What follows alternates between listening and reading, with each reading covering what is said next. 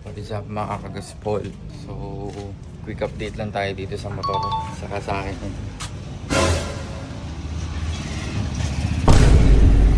Aray ko. Ito yung itsura ng motor ngayon. Yeah.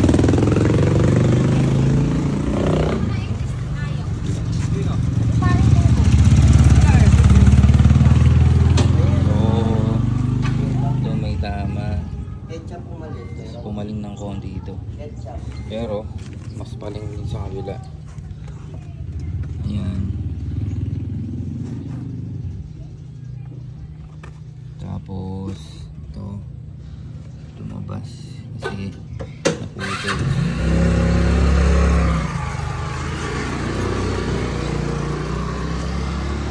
Tapos itong manubela pag straight yan straight paling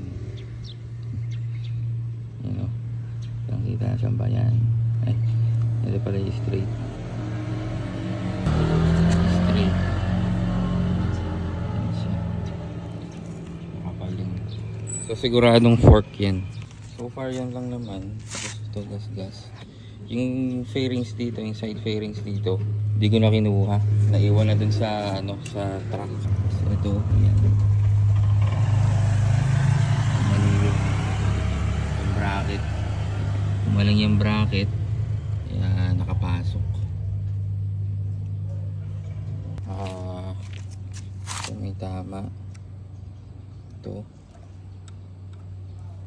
yan tapos dito ubos yung brake fluid natin nabutas may tama din pala to kaya kahapon ang daming brake fluid dito pati yung suit ko mayroong brake fluid.